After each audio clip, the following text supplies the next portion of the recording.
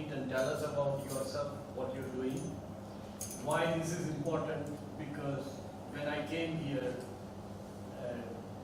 1 year ago, and we wanted to know how many CEPT alumni are out there in the world.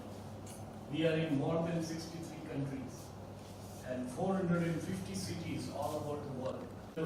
In terms of your position and in terms of your, maybe some of us have a patent also, and IP property rights.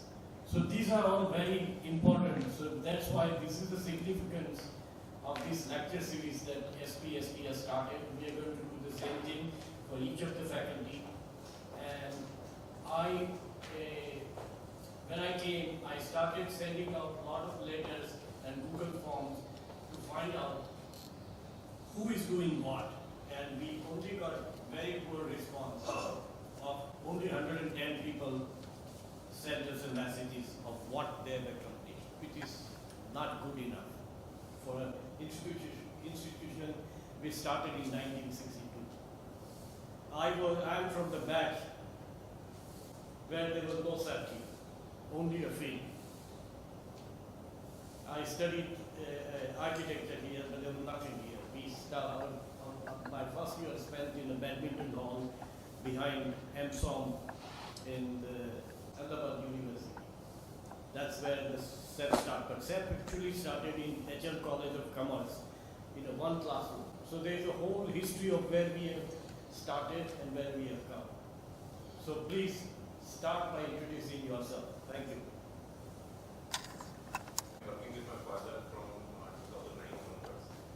We ventured out into infrastructure segment from 2015 onwards, where we focused on mainly infrastructure projects apart from building work. So road, bridges, tunnels. So we are into detailed project report preparation and construction supervision of these projects, purely central government funded or the funded agencies. That is our key focus right now. So I'll be speaking about the Zojila Tunnel and ZMO Tunnel right now. Yeah, thank you. Good morning, everyone. I'm Dr. Jishnu Gohel, 2006 batch, and I completed my PhD in 2019. I'm more into research work and all. I'm a professor at Indus University and partnering one of the construction firms of 2006 batch student only, Mr. Samit Parekh. Thank you. Good morning, everybody. I am Ravi Sonawala from 1985 batch, and I am just in the business of just now in interiors and planners. Thank you. Good morning, Nitesh Shah. My firm name is Neha Consultant. We are in architecture, interior, liaison and BOQ. I am in 84 batch. I thank Anil ma'am and Jinraj sir to start this lecture series, and we can connect with each other. Thank you. Thank you very much. Good morning. I am Samir Shah. I am from 1984 batch. I am basically doing civil interior fit outs and some horticulture and landscaping development. My firm name is Mark Design. Thank you. Good morning, everyone. My name is Rushabh Thakurshi. I am from 2014 batch. We are developers by the name of Abhinav Engineers. Currently, we are doing construction projects in Ahmedabad and Gandhinagar. Thank you. Good morning, everyone. My name is Nishit Patel. I am 2017 batch. I am working with Banduk Smith Studio as project manager. Right now, we are dealing with GMC, AMC, and some of Nagarpalikas. Hello everyone, I am Jash Kansaraf from 17 batch. I am currently working at Vigilant India as a digital construction engineer. Good morning everyone, I am Bhargav Tevar, working as Deputy Registrar Estate and Asset Management at CEPT University. I am associated with FT since 2009, and I can see many of my students are back over here, so it is a good time to see you all. Thank you. Good morning everyone, my name is Rohit Jetwa. I just graduated last year, 2019 batch, and I joined my family business. It is a contracting firm, private sector. Good morning everyone, my name is Akshita. I'm from the 2019 batch and I'm working with Turner and Townsend. We're doing cost and commercial management for the semiconductor facility being built in Sanand. Morning everyone, I'm Neha Bhavsar, 93 batch. I'm partner in one of the project management consultancy firm. We are based in Surat and having our another office in Ahmedabad. We have few projects just started in Ahmedabad and we are looking forward to have many more here. Thank you. Good morning everyone. I'm Jaideep Shah from 1985 batch.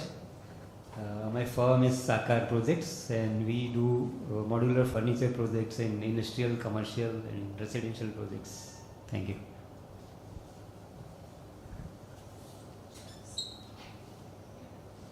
Okay, I didn't introduce myself. I'm General Joshipura. I'm from 1966 batch. I've lived in US, Puerto Rico, Japan and Nigeria. I've worked with IT firms. I'm a power generation consultant. Currently, I'm a professor of management and engineering at Ahmedabad University. I also teach here, and I'm also head of the endowment and alumni office. Ahmedabad University doesn't know that I'm an architect. So I'm a con artist. Thank you. Good morning everyone. I am Vatsal Dennis Thakur. I am from batch 22 and I am currently in third year at Faculty of Technology. Thank you. Good morning everyone. My name is Kunj Amrutbhai Ajodia. I am from batch 22 and I am currently studying at Faculty of Technology in third year. Good morning everyone. I am Umang Shamji Girai, currently studying in second year. I am from batch 23. Thank you. Hello, my name is Krishnan. I'm fairly new here. I joined a Faculty of Technology as an assistant professor in the February month. Nice to connect you all.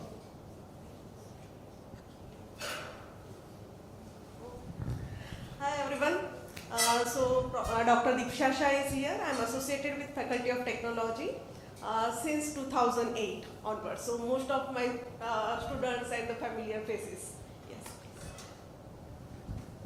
I am Reshma Shah, 1989 SBC batch, 1995 CEM first batch. I've joined CEPT since 2000 and I'm here. Earlier used to teach with SBST, which is now renamed as FT. And since 3-4 years I'm connected full-time with CRDF. CRDF is a CEPT Research and Development Foundation where we are advisor to Government of Gujarat. We do projects related to project coordination basically. So normally CEPT does not do full-time PMC and design consultancy works, but we do coordinate for project procurement, we do coordinate for execution monitoring, we do for contract administration. So these are the areas where I am associated and we are working specially for Government of Gujarat. Thank you. Good morning everyone. I am Anish from the 89 batch and the first it was CPM at that time, now renamed as CEM batch. And I have experiences across infrastructure, industrial construction, real estate and financing. Thank you. Good morning. I am Nitin Patel, 89 batch, again, same batch. I am government valuer. We do valuation work with land and building, plant and machinery and agricultural land. My whole family are valuers. I recently started a consultancy related to advisory on legal aspects of real estate. You can say it's a document verifications and other things. Due diligence, basically. Good morning everyone. I am Naman Vyas, 4596, 96 batch. We are based out of Ahmedabad. We are working in Maharashtra and Gujarat for construction projects for private sector. I'm also into farming and trying to do exploration in organic farming since last 10 years. Thank you. Good morning everyone. I am Abhishek Bhagdev. I am working in Mud Township currently as a civil engineer. Good morning everyone.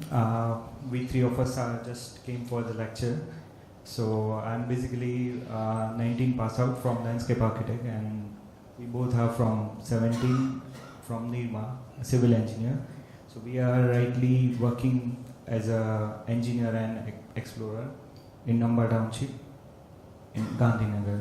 Thank you. Thank you for part introduction, Dikshit. So I am Naman Andrapya, and like Dikshit said, I passed out from Nirvana in 17. Currently I am working with PSP Projects, is a contracting firm. We are specialized in residential, commercial, industrial projects.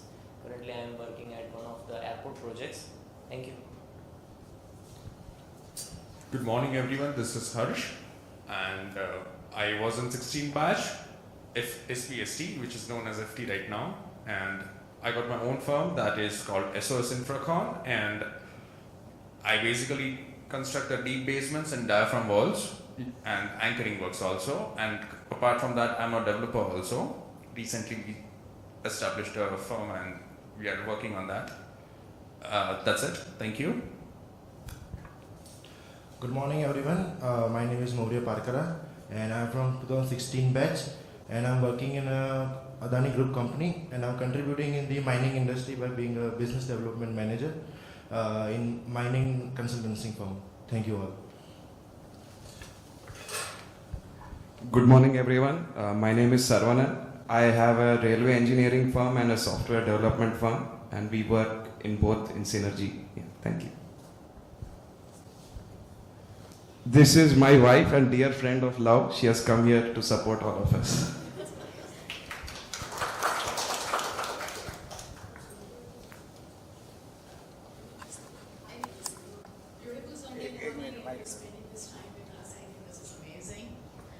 So I'm Anal. I'm currently heading Faculty of Technology. Since 5 years, I've been associated with CEPT as a student of structural design program in 97, and then I've been here as a visiting faculty member and then a permanent faculty member from 2005. It's been 5 years we've been working, and we're working at FT, and I've been, you've been hearing a lot of buzz, and I want you to, keep coming, and we keep on interacting, and a lot of buzz will be, cleared out. I'm grateful to Nitesh Bhai, and also grateful to Bhargav, who initiated this exchange. I hear that you all meet regularly, and please allow us to be a part of that team, and that would be wonderful. We look forward to a lot of such interactions, Nitesh Bhai, and I'm looking forward to a lot of amazing tie-ups where students can benefit with immense experience that you all are having, being part of SBST FT. Thank you so much. Thank you, everybody. Everyone, once again. Now I would like to invite the speaker of the day, Mr. Anandjiwala, for his presentation.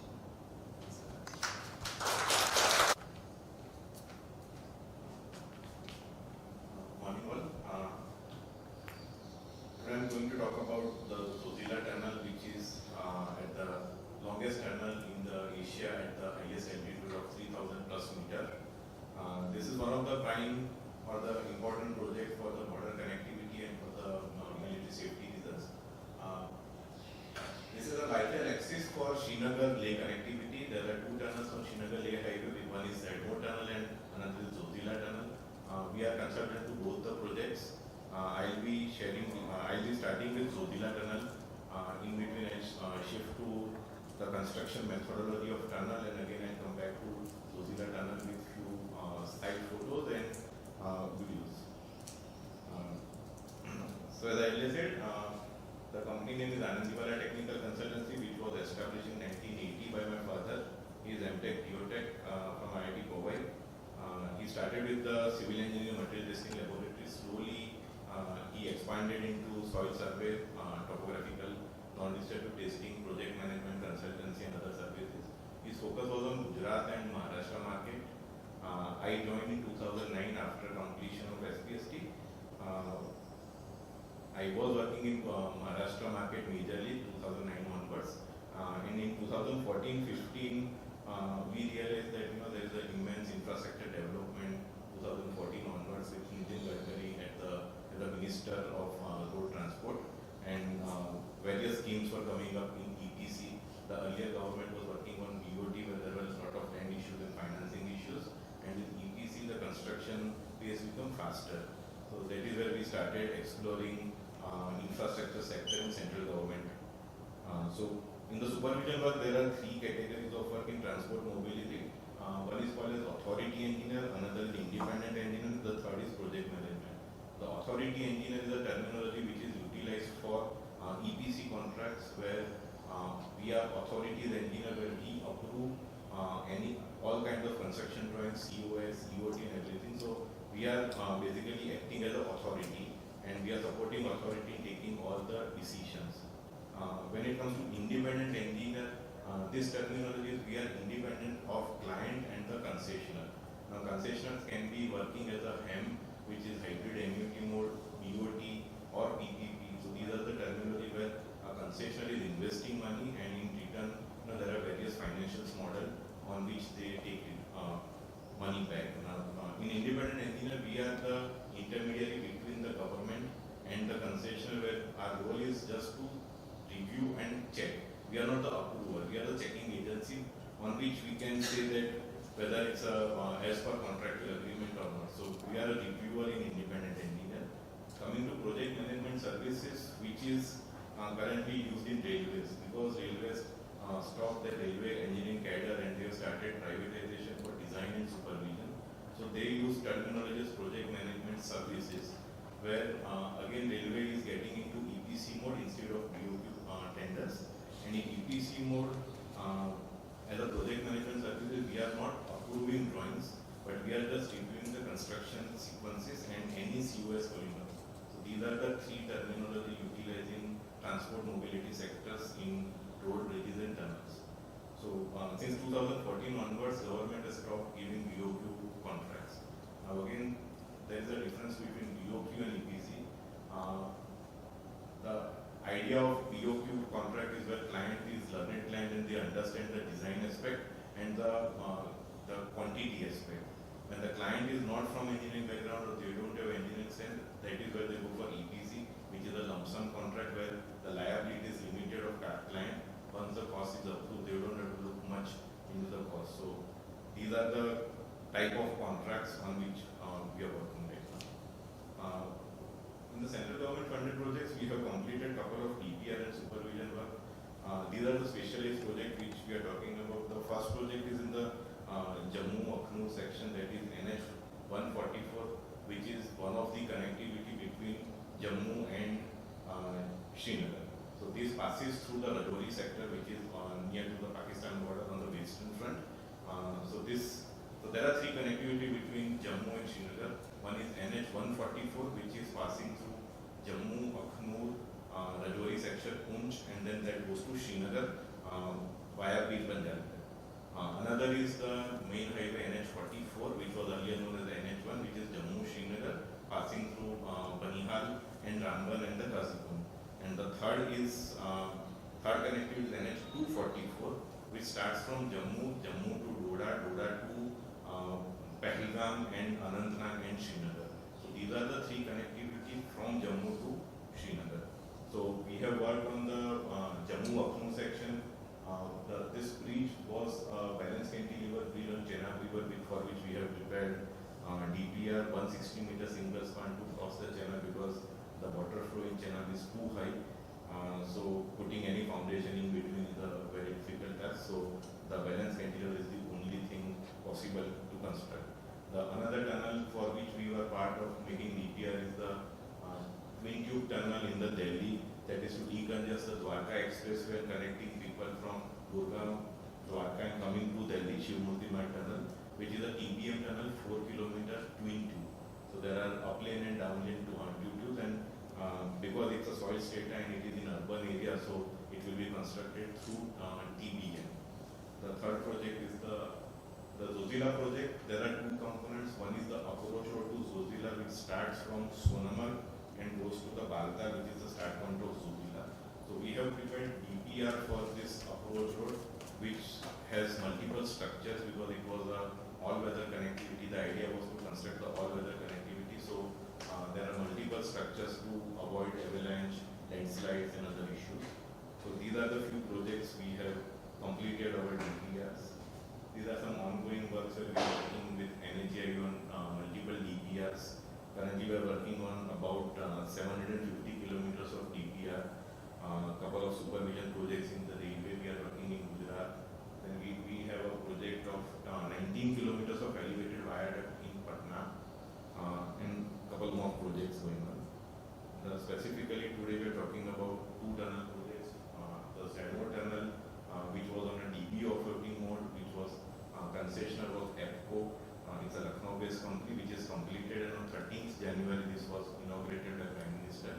The Zojila Tunnel is under construction. The part 1, the connecting road from ZOJI Tunnel to Zojila Tunnel is completed, which is under operational, and the part 2 we have achieved 63% of physical and financial progress. Now, so the authority for the project is NHIDCL, National Highway Infrastructure Development Corporation, which is the PSU of Ministry of Road Transport.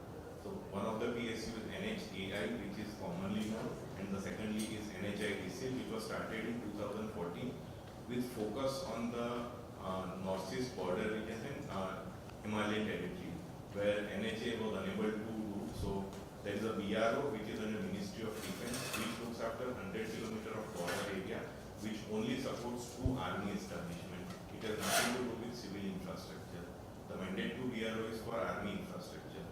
Then the NHA in between NHAI, because of the larger structure and the bureaucracy, they created another organ for NHIDCL, which is again a PSU. So their mandate is to work on 7 states northeast, then the Jammu and Kashmir, Himachal Pradesh, and the Andaman and Nicobar. These are the places where NHIDCL is working.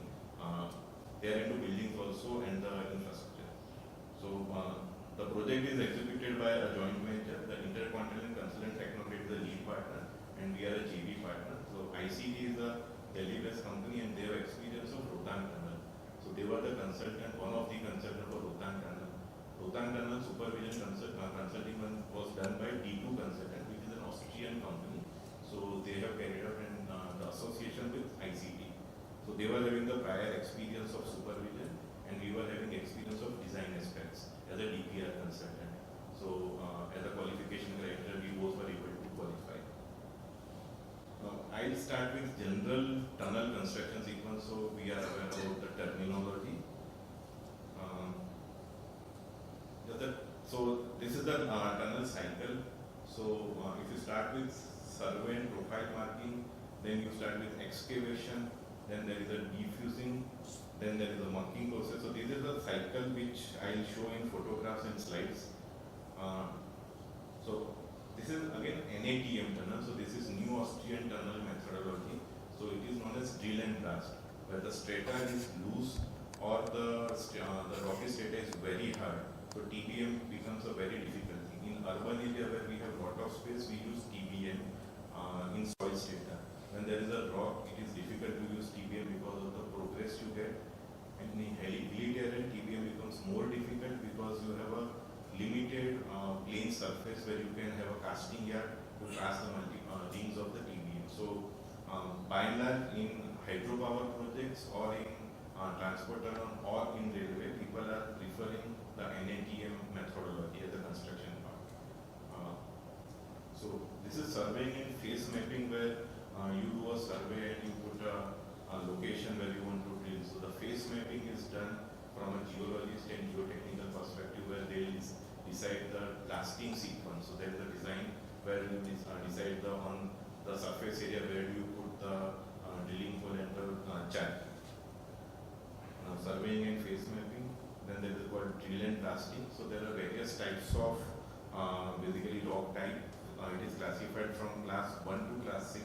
Depending upon class, the class 1 is the very good quality of rock where you can get the 3 meter too. So with one blasting, you can achieve the depth of 3 meter internal. So which is the best to get for any contractor for a better progress and less material consumption in EPC aspect. You require less support system. And the class 6 is the worst case scenario where the material is very fragile. There are weak zone, shear zone where you need a lot of time to construct. Even getting a 0.5 meter pull is a very difficult task, and you get probably 1 pull a day, which increases the contractor's cost, material and everything. So people would any EPC contractor would prefer to have class 2, class 3 material where you are able to complete in a faster time. Himalayan geology, people generally consider it class 4 to class 6 in between because it is the youngest geology and it is a very fragile geology. So generally as a design consultant, if we consider without getting into investigations, we consider the thumb rule as a class 4 material. So our estimates, preliminary estimates would be a class 4 strata, rock strata. And then after investigation, we will come to know that whether the particular section is of class 1 or class 2 rock type. Now, this is a machine called the Jumbo, which has a boom and which starts making profiling and which puts the charting in the place. Then this is a drilling equipment again. Then they are installing the charting sequence, this white thing, and they are putting. So these are the drill holes based on the tunnel profile. It is drilled through machine. Now they are putting charting. Then the terminology called is benching. So these large dia tunnels are constructed in two parts. One is heading and another is called benching. Now heading is this top area, so you get a working space. So this is done in single blasting. Then once you move 500, 600, 700 meters inside, you start with benching. So this is the benching part where benching would be done in two parts. So one part of LHS or RHS where you cut and you create a slope so people can move in towards the heading side. So heading and benching are the two types of sequences of construction. Then the defuming and mucking. So once you do some blasting, there will be basically dust, smoke, everything inside the tunnel. So this sequence becomes important for the safety aspect. So once the defuming and the mucking of the material is done, you can move forward with the further tunnel construction cycle. So after the blasting, you have equipments to put muck and take it out of the tunnel area. The mucking sequence. Now the scaling and chipping. Once you have done blasting, there are some loose material or you haven't got the profile as designed. So you do scaling and chipping through other equipment so that you get the proper surface area which is designed as per the tunnel lining. That's basically keeping in progress where inside you have a work. Then the forepoling is again a support system for tunnel. After blasting, you do forepoling so that the crown of tunnel becomes stable and you can carry out further activity. These are the umbrella. Again, this is a design-based thing and not getting to design aspects. Then the primary. After blasting and forepoling, you put the rock bolting so that the loose rock becomes dense and it doesn't collapse. So there are various types of rock bolts depending upon the geological strata and the rock classification. On site, basically, this is as on what design. Once the designer has designed some specific, then with every pull, geologists design particular type of rock bolt and the number of rock bolts. Now again, with the same equipment, you put rock bolt inside and you put the pressure grouting. Then the primary support. So lattice girder is the primary support, which is a very thin rib of reinforcement which supports the every section. So again, this lattice girder installation is going on. So if you see this, it is a particularly thin material of to support the crown area and the sides of the tunnel. So this is the lattice girder. You can clearly see in this. Then the fiber reinforcement shotcrete. So after you put lattice girder and the rock bolt, you put the shotcrete, which is a primary lining which holds the loose material from falling and it gives the initial stand. So this is probably within 15 to 100 mm thickness is the primary shotcrete. So again the equipment and shotcreting progress. Then again shotcreting in benching. So this was the heading. If you can clearly see this section. So in heading it was done.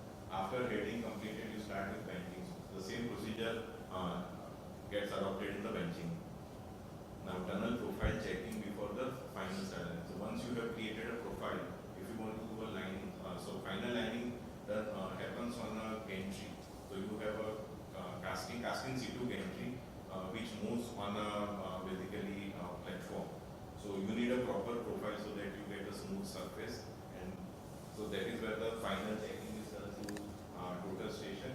And if there are any deviation in the curvature, they remove that particular material.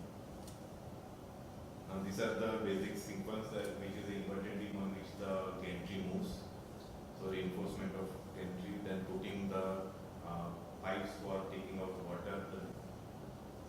Then this is basically concreting going on. Then there is a material for non-woven geotextile which is placed to avoid the water leakage. So once the primary lining is done, this thin membrane is put to avoid the ingress of water in the main tunnel.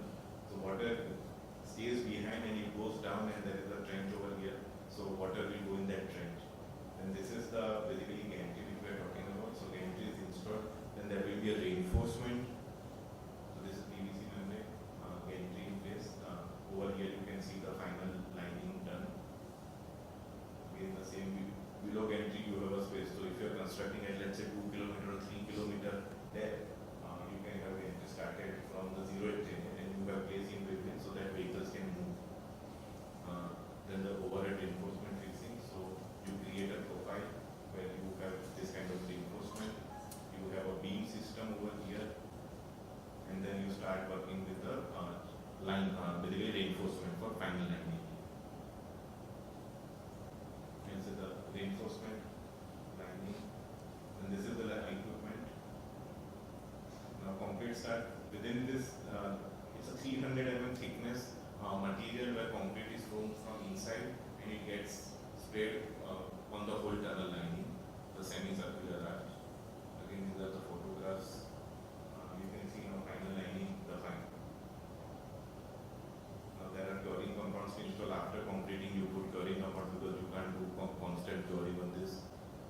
So then there is the exhaust slab and reinforcement and concreting. So once you construct tunnel, there is you require ventilation system because it's a long tunnel.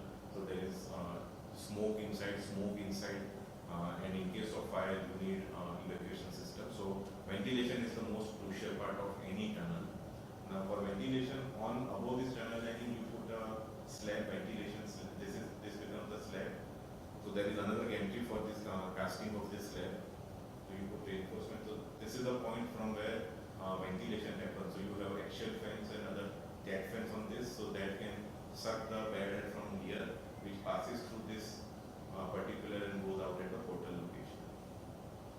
So this is the gantry for casting of the slab. So after final lining, this is the slab which is resting on this side of beams thickness, and on this the ventilation system gets installed. So again, there are passive fire protect systems. So there is a terminology called the fire load. So in any tunnel, if you want to pass fuel vehicles, then in case of accident, that generates about 200 megawatt of fire heat. Now tunnel lining is done for, in general, Indian code talks about 50 megawatt fire lining. So within 15 megawatt, the tunnel concrete will withhold itself for 2 hours approximately. So within 2 hours, you have to close that fire and you have to evacuate people so that the final lining doesn't get disturbed. So to increase that 2 hours to 4 hours, you do some kind of fire protection. Again, a specialized product as a spray concrete you spray on a surface which gives you more time and doesn't impact the final lining. So then starts with the tunnel pavement. So after construction everything, you do a tunnel pavement which is a PQC concrete road. Then comes the E&M work. So the lighting, then these are the places opening where you put the fans. Then this is a this is the wiring system, the lighting. Then the cables will run over here. The emergency laybys, you have the telephone, fire extinguisher, the axial jet fans for ventilation purpose. So this is basically tunnel construction sequence. Now I'll get back to the Zojila Tunnel part. So Zojila, as earlier said, it's divided into 2 parts. Part 1 is the approach road to Zojila Tunnel, and part 2 is the main Zojila Tunnel, which is of 13 kilometers. Part 1 is about 1900 crore, and which was to be constructed in 30 months, but it took more than 44 months. Part 2 is the main tunnel, which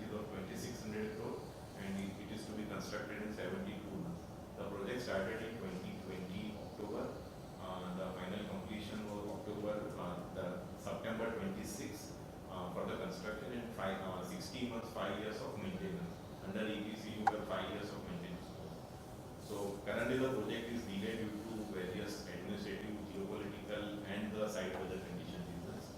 So site weather conditions will see in further slides. Now, as I told you earlier, the Srinagar Leh connectivity, this road is the main vital connectivity. The Zojila Pass is over here. During the Kargil War 99, this Zojila Pass was closed from December, January to April. So the army movement was restricted due to Zojila Pass. So from Srinagar you start, you reach the Gandarbal and then the tunnel, and this is Zadmo Tunnel. So this Zadmo Tunnel, there is not much of a slice, the landslide area, but because of the narrow valley, the distance between two valley and the terrain is very steep. The distance between valley is about 40 meters. In that you have a river, Sindh river also passing through. So due to heavy snowfall and the less availability of sun, those snow gets accumulated for a longer period. So that is where to avoid this narrow area, they have proposed and constructed this Zadmo Tunnel, now which is known as Swarnab Tunnel. So after crossing Zadmo Tunnel is the start point of Zojila Tunnel.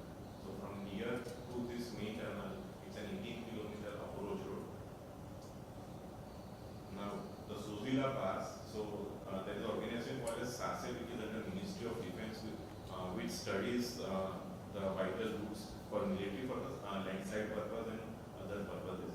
So if you see, this is a Baltal, which is the start point of Zojila main pass. So road goes from here. This is a Dumri, which is a 0 point, which is the top of Zojila Pass, and Meenamag is the end of Zojila Pass, and then it goes towards that. So if you can see, there are various landslides areas or avalanche area marked by SASE. So that makes this road particular very vulnerable during the peak winter. So to avoid this, government came up with the plan of Zojila Tunnel. So this is the part to layout of Zojila, starting from Sonamarg, passing entry of Sonamarg, passing through Sonamarg, and this is the main tunnel. Because the length of tunnel is too long, we have a vertical shaft for the ventilation purpose. So instead of a longitudinal shaft, we have a vertical shaft at every 3 kilometers. There is a shaft which provides the ventilation to tunnel. This is just a project overview. This is the layout of part 1. So this part 1 has multiple structures because it is all weather. You have a tunnel and you have a Zadmo Tunnel, you have a Zojila Tunnel in construction. In between there is a 20-kilometer of road. If you haven't protected that 20-kilometer of road, there is no use of Zadmo Tunnel and Zojila Tunnel. So this 20-kilometer of approach road was designed as an all-weather connectivity. So that is where you instead of road, it has become more of a structured project where you have cut and cover sections. You have 5 bridges which crosses the Sindh river. You have 2 small tunnels, the 400-meter tunnel 1 and one 1900-meter of tunnel 2. Then these are cut and cover sections. So I'll show in photograph the cut and cover section. So the project 1 has 9 types of structures and the road. So cut and cover, basically it's in 8 numbers. Then you have snow gallery, which basically stops the snow coming down. Then you have rest wall, retaining wall, then you have Gambien wall, catch dam. So catch dam basically when there is an avalanche, the catch dam is a sea kind of thing which holds the material coming on the road. Then you have reflector dam, which from the tunnel canal it deflects the material coming from river. One material and the material deflects. Then you have an air glass wall. These are the structures in part 1. Part 2, if you see, it's a 13-kilometer road which has 3 shafts, vertical shaft. So the shaft 1 is of 480-meter depth. So that is the basically overburden at that particular level where the hilltop and the bottom of the top of the tunnel is 480 meter. Then you have a shaft 2 which is 385 meter and shaft 3 the 210 meter. And the highest overburden in Zojila is about 700 meter. So from the hilltop to the top of the tunnel is 700 meters. These are 3 shafts. Now this is a cross section of tunnel where you see the duct above which there is a ventilation system, and it's a 2-lane bi-directional tunnel. So traffic will be moving in each direction. Now I'll just show you a video of the current status. So this is approach road starting from ZOJI. You have junctions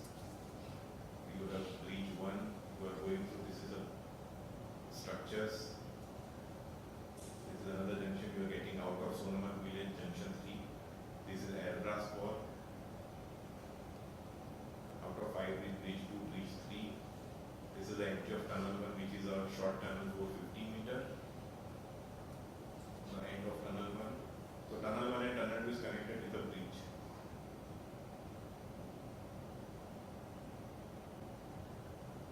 So after tunnel is the labor colony, then you start with cut and cover section. So there are 8 cut and cover sections.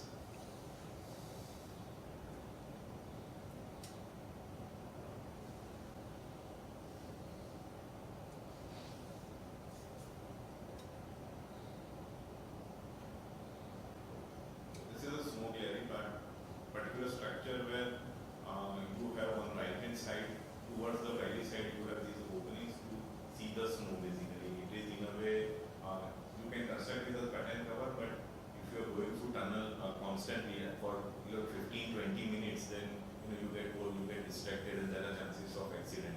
So to have structures like this, you can see out from these openings the snow in the winter season.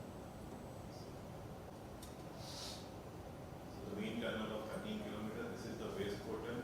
So if you see the heading portion was up to here and this is the benching portion. So when tunnel construction started, when this temporary ventilation system is put, the foundation, it is the place from where the heading started and this is in benching.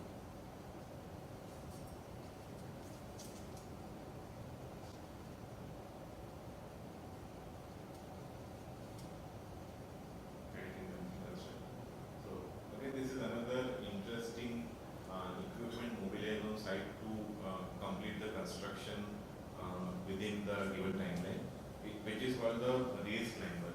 So for the shaft you go from top to bottom and you drill cast and you take muck out, which is you are working against the gravity. So it takes a lot of time. Then you have water in between. So pumping out water from bottom of the shaft to top becomes very difficult and it takes a lot of time. Now the shaft die is 6 meters. The larger the dia, you can take out material faster, but then construction becomes more typical. So these kind of equipment generally used in hydropower projects or in mining, the gold mine or coal mining, you for the ventilation purpose you use. So this goes from bottom to top. So it creates a 2 meter dia also. We have a shaft of 6.6 meter dia. So from bottom to top it starts with 2.2 meter vertical core. If you see the status, so this is a 2.2 dia going up and from top you are also coming. So at level you reach the things and then from top to bottom you start blasting. So this material instead of taking out will go down in the shaft and you can take out muck from there. So that is where you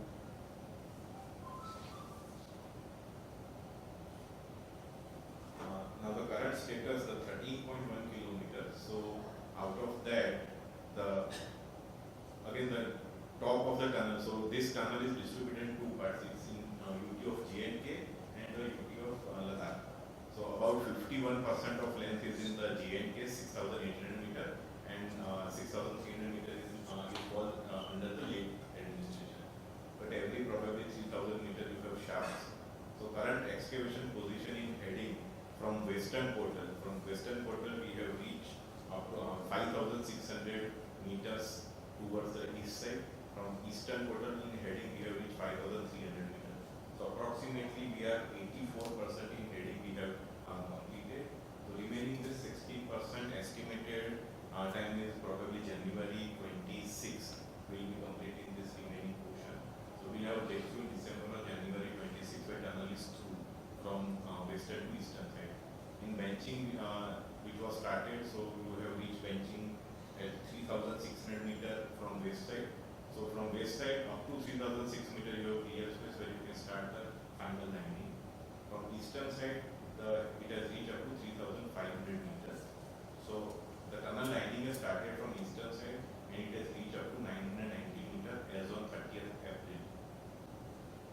And the construction of shafts. So from top on this shaft you have achieved out of 213 meters you have achieved 130 from bottom up and remaining from top. On shaft, this particular shaft, on the central shaft, again you have reached up to 116 meter, 160, and on this shaft 406 meter you are from bottom up and 20 meter from top.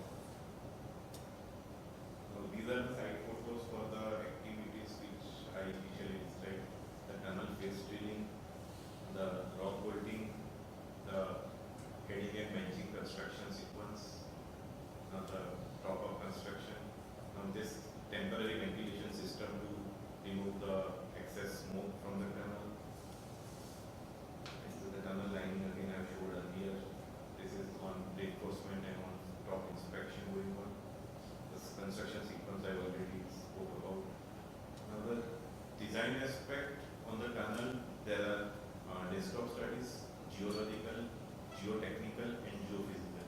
These are the three studies which are important for tunnel design. Now the challenges in desktop studies, because Himalaya you have very less data available, there are very less tunnel constructed, so you have a limited data which is collected through government agencies called SASE or bi-directional, which do extensive research in Himalaya for the avalanche and the snow structures. Now there are under construction various tunnels which are completed and under construction in Himalayan geology. One is Chenani Tunnel, which is connecting Chenani and Nashik, which is below Bhutika, which is a 9-kilometer tunnel, which is a single tube bi-directional tunnel which was constructed by ITN. So 2019 it started, 2008 it started, 2017 or 18 it got inaugurated by Prime Minister. Then there is another tunnel which started in 2008 and it started, it got completed in 2023. Because there was a problem in construction of a tunnel due to Sheri Nala, which was a water body of 200 meter length which was having excess water in tunnel. So to freeze that particular 200 meter section, it took 4 years to get out of that 200 meter section, which increased the cost by probably 40% of the tunnel. That 200 meter only costed 40% of the tunnel. You have another is Kilarpur Nature, which is in Himachal before Mandi. There are 5 small tunnels to avoid the landslide, and the Zedmore is already completed. The Kazikun Banyan tunnel, which is completed, which is on NH44. So Kazikun is the point where the Srinagar or the valley starts. Kashmir valley starts from Kazikun, and the Banihar is the end of Jammu region. So it is connecting between Jammu and Kashmir valley. Currently there is a tunnel called Jawahar Tunnel, which connects Jammu and Kashmir. So the Jawahar Tunnel was constructed about 100 years. So now they are re-strengthening the Jawahar Tunnel, and instead of 4-lane they have constructed this 4-lane Kazikun Banyan Tunnel. Earlier Zojila Tunnel was one of the highest altitude and the longest tunnel. Now government and BRO have started is Shinkula Tunnel, which is at 4,000 plus meter altitude. Zojila Tunnel portal is at 3,000 meter altitude. Shinkula Tunnel west portal is more than 4,000 meter elevation, which is a 4-kilometer tunnel to be constructed within 5 years. Seems difficult, but still that's a timeline proposed in the tender conditions.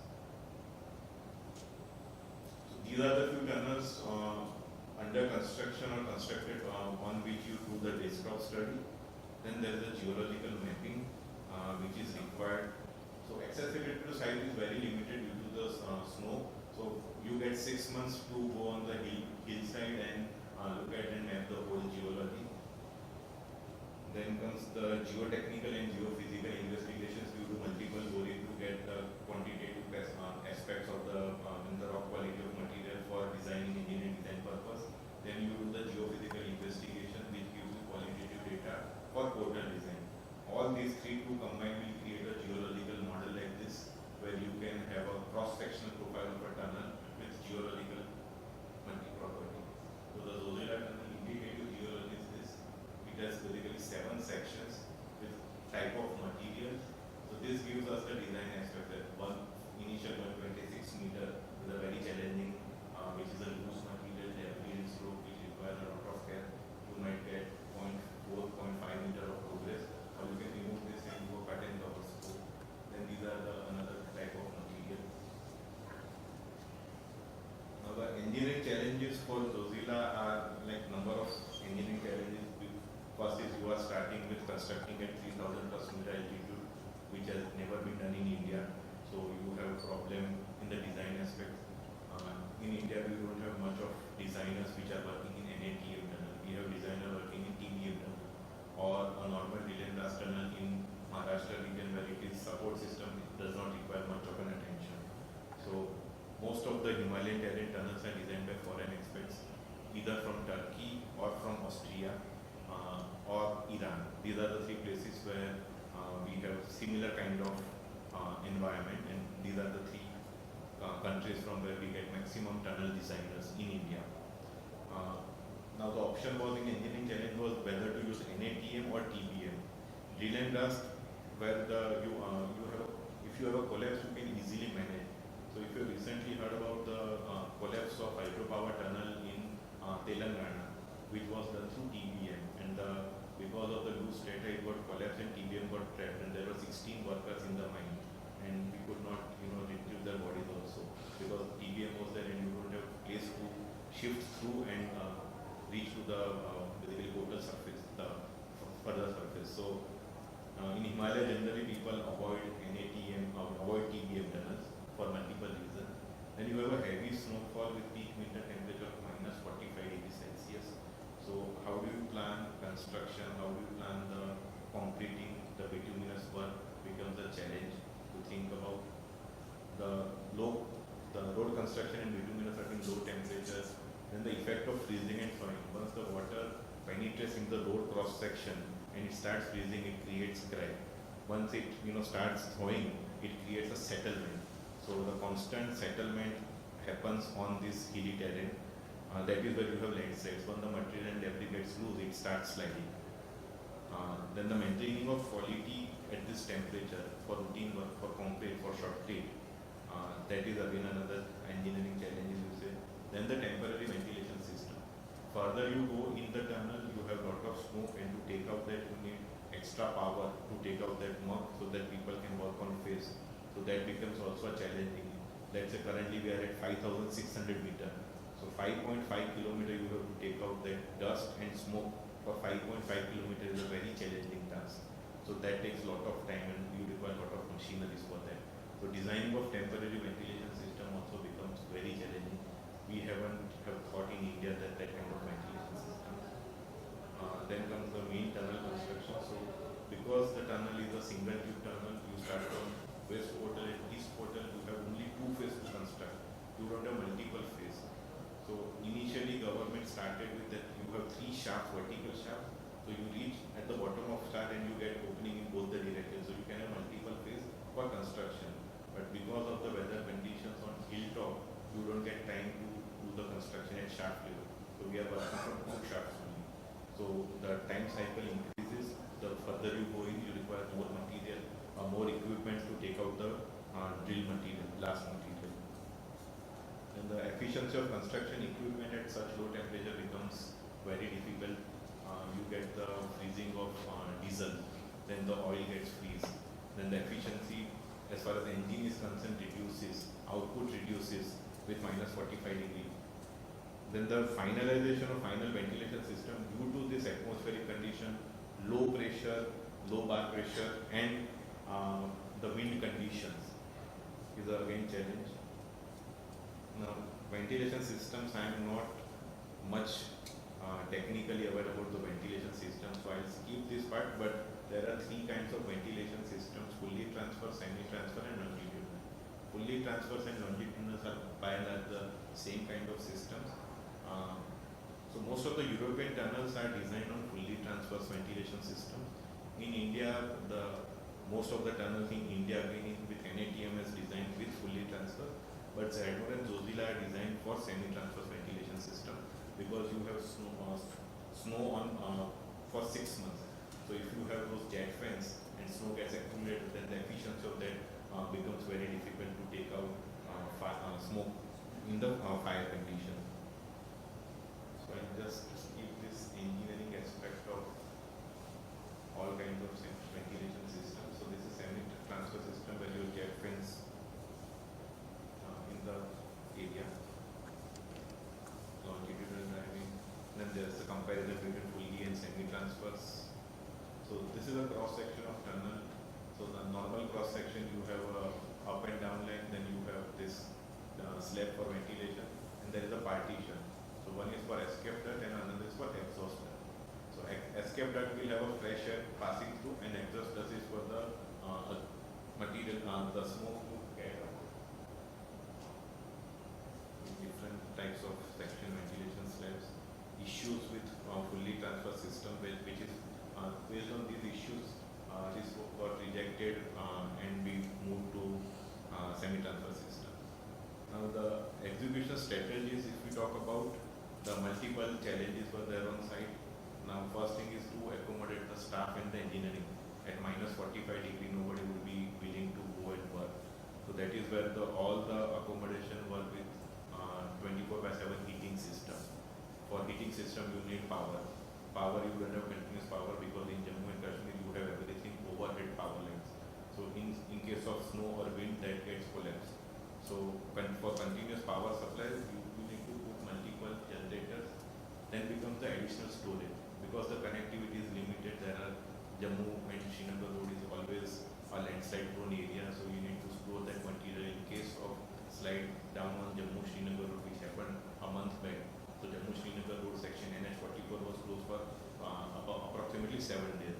So for 7 days at least you need fuel to run the site for heating system. Then the water heating system for the concrete work, because at -20 degree temperature normal working if you have to do, then for concreting you need a heated water. Then the rotation of staff to avoid high altitude sickness. So as per military code, they shift the people every 3 years. The soldier gets come down on the probably 3 months to 6 months is a cycle where they'll be on war front on Siachen for 3 months on top, and then they'll come down. Because of the altitude and this weather condition, you get breathing issues, blood pressure and everything. So most of my engineers on site have no blood pressure.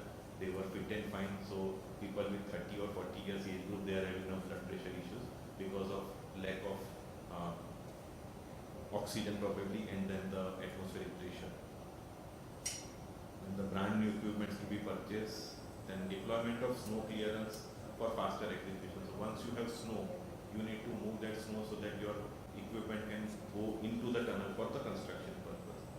Then the shaft construction from top and bottom both sides to achieve the progress. I'll now get back to few photographs. So this is the photograph of main tunnel at West Portal with this ventilation system. Then this is from the Eastern Portal. Again, you see that heading and benching is over. So this is the east side on the track side of this photograph. Then this is the shaft construction from top. This is the demarking happening. You can see this basically this.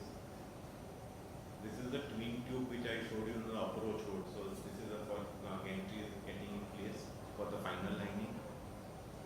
The construction of road section. So this is a special kind of material utilized to avoid water seepage into the ground and reduce the freezing and throwing effect. Batching plant on site, the hot mix plant on site, aggregate. So you don't have problem of aggregate and sand on these projects because you are working something from tunnel as a crushed aggregate and crushed dust you can utilize. So aggregate is not an issue on these projects. The cement and steel is an issue. Transport of cement and steel.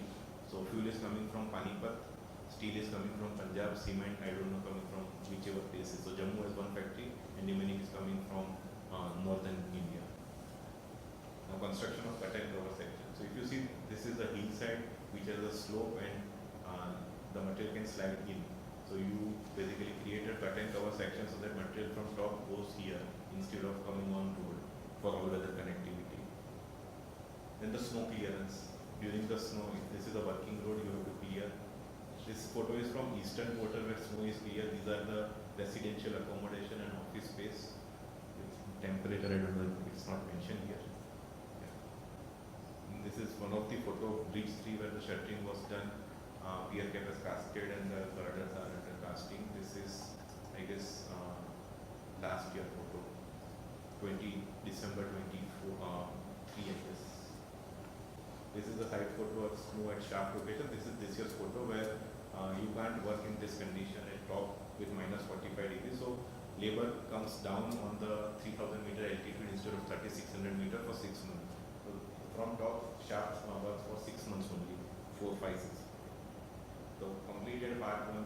So let's say completed part 1 has these are the structures and lighting.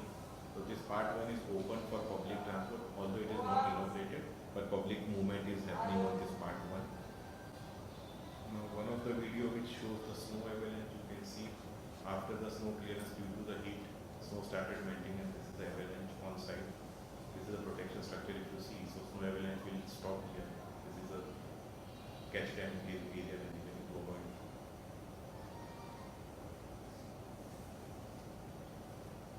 These are the towers which is taking electricity Srinagar to Leh. It is also designed, special kind of structures are designed. So this is a unique power transmission system where power is transmitting in both the directions.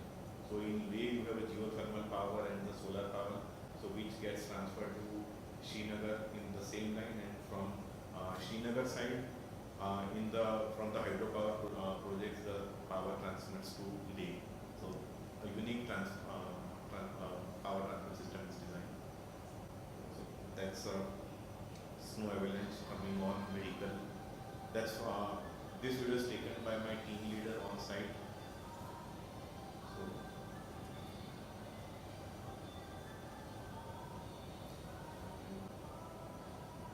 this is a snow slide. That was a avalanche. This is a snow slide. So you see.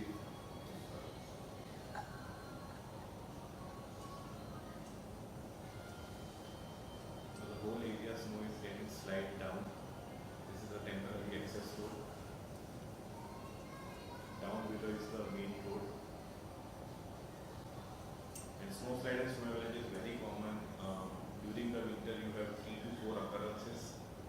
So if you see wherever there is a snow slide or avalanche, you don't have trees. Otherwise you have a tree. So visually also you can imagine that this area is an unstable area. This particular area is a stable area. So that visualization also helps once you start going into hilly terrain. This is a snow clearance, peak of winter. After 3 or 4 days of snow clearance is happening to reach to the site, construction site. If you don't clear the snow, probably 30 to 40 feet of snow gets accumulated on this road. So after 3-4 days of snow spell, you start removing this snow, so you can probably remove in another 3-4 days. That's the equipment height and snow thickness you can see.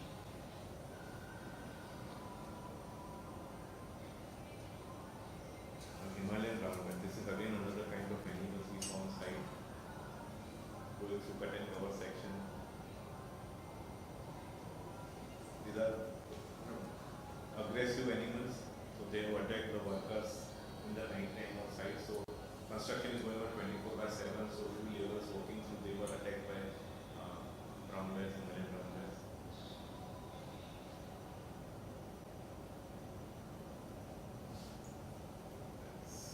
One part is done. That was about Zojila. I'll show you few photographs of ZOJI Tunnel, which was inaugurated. This is a waste portal of ZOJI Tunnel. This is a command and control center and administrative building block on waste portal. This is the approach road from western approach road to ZOJI Tunnel waste portal. So if you can see this area basically, and this is a 7% area where vehicle is moving towards, and these are the protection structures. This is the start point of approach road towards the waste portal. This is the existing road. So you see this is coming up. This is the existing road. The protection works on approach road and slope protection works. Again the viaduct crossing through between one hill to another hill to approach the tunnel. This is Eastern Portal building, admin building. That's it from my side.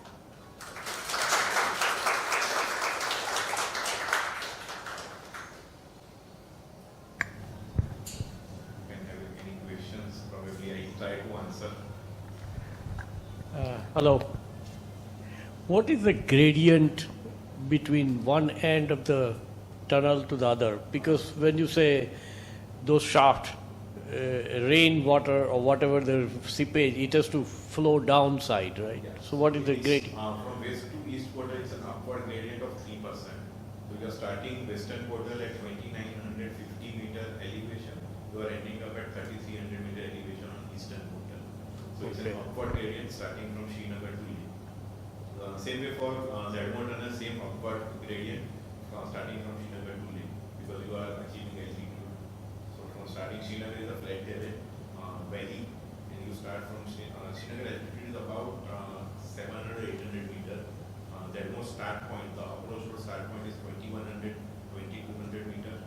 The ZOJI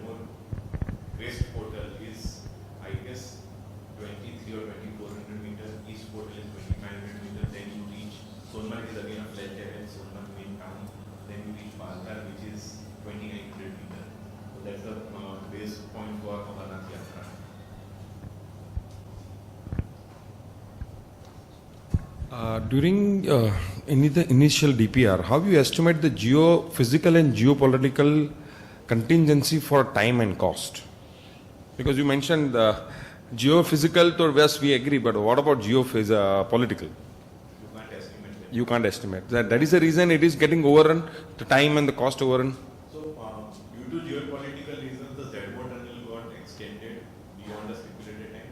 So, ZO started in 2013.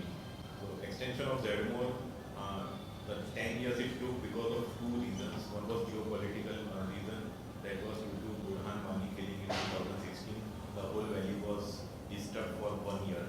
So, no construction happened in 2016 when you were not getting even fuel to the Srinagar side, and there was a lot of curfews going on, and people were not very willing to travel from Srinagar airport to Sonmarg. So that geopolitical reason took out 1 year. Another was the bad management of ITNL, which got into bankruptcy, and 2 years project was stuck. And then came the APCO as a concessioner. So that was a balance work.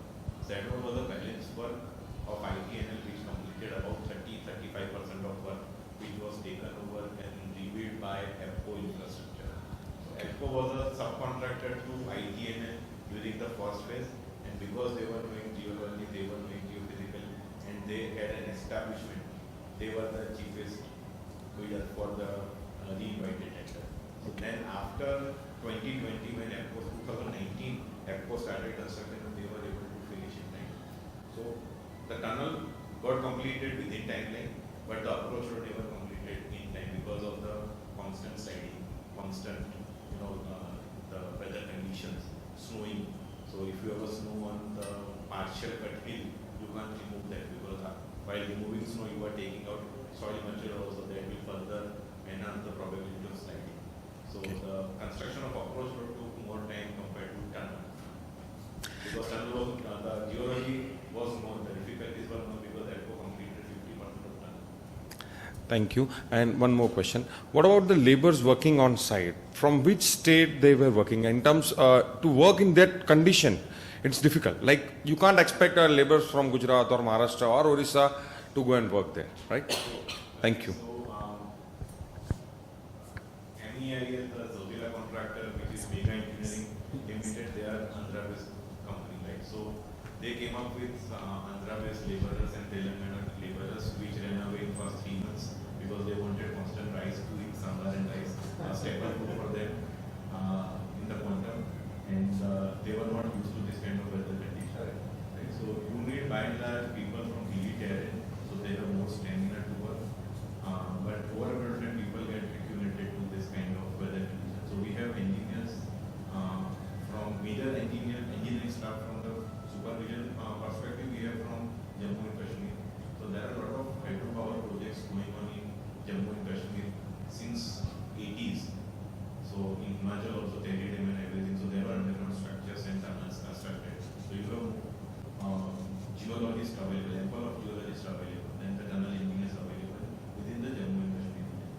Most of the Kashmiris left Kashmir Valley and went to Saudi, Gulf region, where they have experience of Qatar Metro, Saudi Metro, Dubai Metro, and those guys are coming back to Kashmir Valley because of it. So as far as the engineering resources concerned, we have 80% of the local engineers available.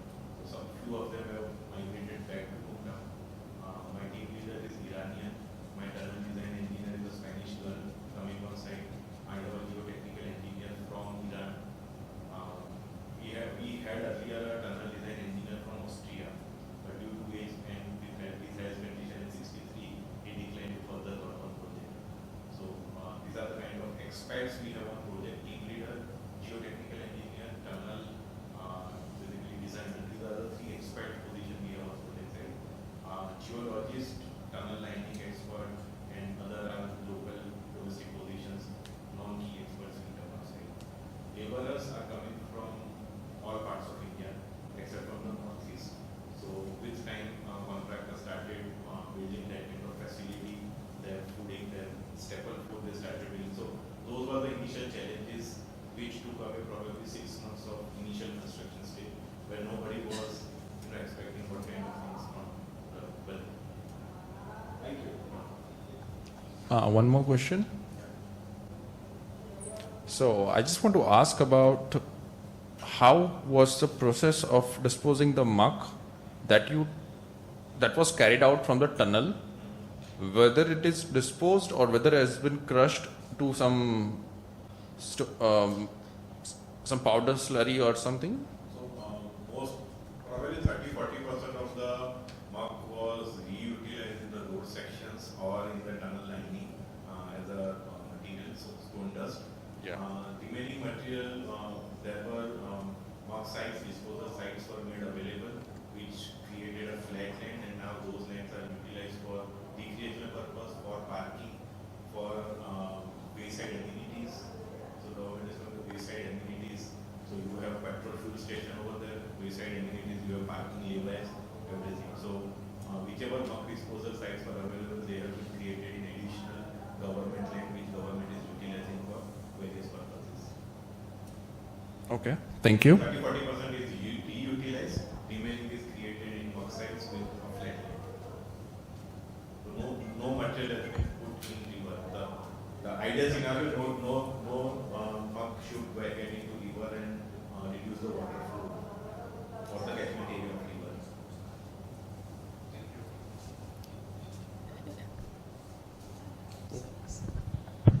I think you're doing amazing work. Yeah. So I have three basic questions. What kind of concrete you actually used? Because you said that it's being subjected to many freeze and thaw cycles. Definitely you'll be having internal expansion and contraction and everything. So any special additive, or what's the grade, or how do you take care of that? What kind of concrete are we using for the lining, final lining? Lining is 300 mm thick with M35 grade of concrete. So there are special adhesives. I am not much aware about the chemical properties of adhesives, but that has been utilized. Then the hot water, basically using the mixing, the hot water has been utilized. And there are additives, so those are imported materials because we don't have that kind of exposure. So those materials have been imported from. Maybe fibers or something, or just chemicals? So fiber has been utilized in the short treating. Okay. So glass-woven fibers are utilized in short treating as a primary lining support, and the final lining we have utilized the only chemicals. Okay. And one more thing, so you mentioned somewhere that you're using total station. So do you use any other GIS technology that's maybe you're working with LiDAR and everything? Do you use that when you're monitoring the actual condition in the end or something like that? Maybe do you use that? So the contractor is using robotic total station, so you have put targets at every certain meter, so you take the displacement. So if there is squeezing happening, so those basically targets give you the deformation. Then you have extensometer, then you have inclinometer. These are the instruments which are utilized for monitoring during the construction as you go. Then you have water measurement to a certain equipment. So these are the instruments from which you get data and the geologist and geotechnical interpret for the design purpose. As far as other LiDAR is utilized, if you want to utilize for the accuracy of the lining. So if you have a proposed section and what are you getting, if there are any deviations in equipment or the workmanship, you can probably get that the proposed cross section is this and you are getting this. So either you have over excavated or you have under excavated. Yeah. Over excavated is a problem to contractor because they have to fill that gap with grouting, so that increases the cost. Under excavated is again a problem because you have to do scaling, and in that problem you might have a collapse. So it was happened in Silkyara Tunnel. So if you are aware of Silkyara Tunnel incident, which happened last Diwali. So over there was a undercutting happened, and that was to be removed for the final landing purpose. And while doing that, they removed the supports provided to tunnel, and they started scaling, and that created a collapse. So that can also happen. So undercutting, overcutting, both are an issue. Yeah. Last question which you want to answer is, any accidents happened due to some engineering follies? Yes, so there is one reported, I guess there are 3 or 4 reported incidents. On the construction site, there is only one reported incident where we lost 2 laborers due to snow avalanche. So they were listening music in headphone and they were walking and the site was happening. So that was in 2022 where people are shouting on them, they are honking horns, but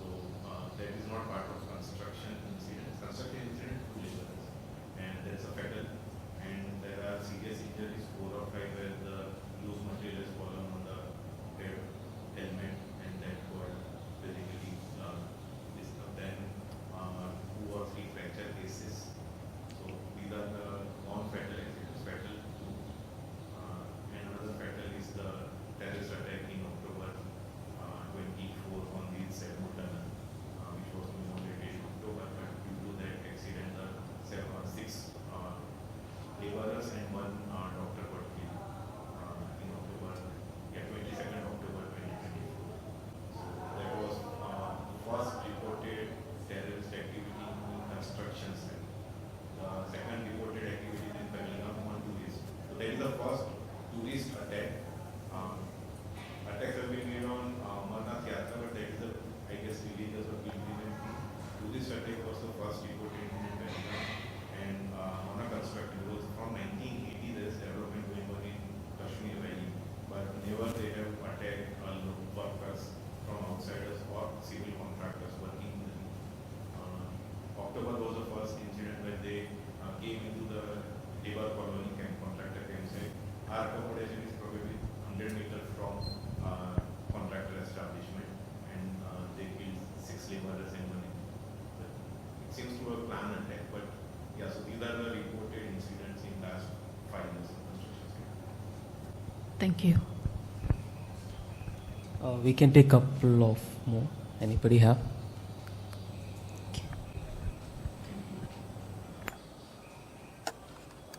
So much.